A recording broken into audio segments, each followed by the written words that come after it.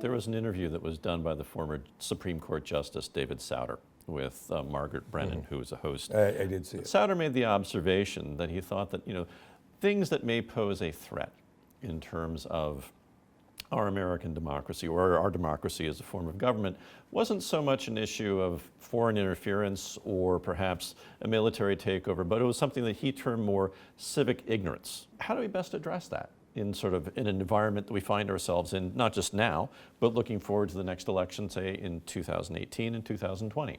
I think Justice Souter is a real hero of mine.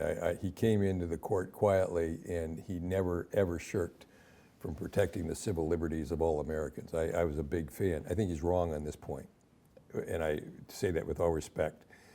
It's not that they're civically ignorant. They're civically closed-minded. I was over in the UK the week of Brexit, and there is no MSNBC or Fox News equivalents in the UK system. There's just BBC. And they were considering a monumental issue in the history of that country. And the coverage of it was very fair and very balanced because by definition it had to be. Had Brexit been the issue of the du jour in this country, one of us had in this conversation might have gone to MSNBC for views around it, and the other might have gone to Fox News. I don't think they're civically ignorant. I think we're civically over-focused. We're not open to diverse opinions. We're very close to them. And I think that's dangerous. I think it's a pretty informed electorate, but it's a pretty biased electorate. When Ted Turner started CNN, it was a breathtaking gift to this country. It was true news, no opinions all the time.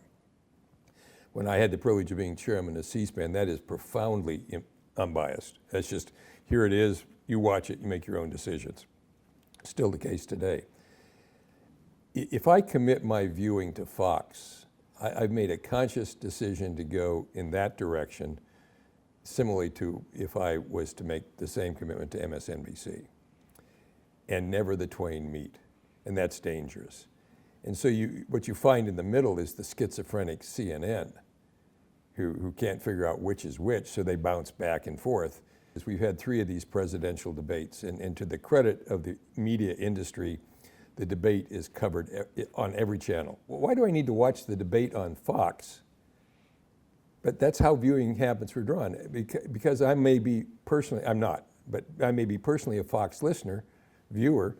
I watched the debate on Fox, but the same debate was on MSNBC, untouched, the exact same debate. Now, the aftermath programming was very different.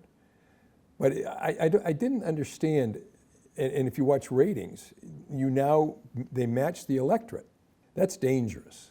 That's dangerous. And we have all the content in the world, all the information in the world available to the electorate, but too many of them are imbalanced and too focused in how they approach it.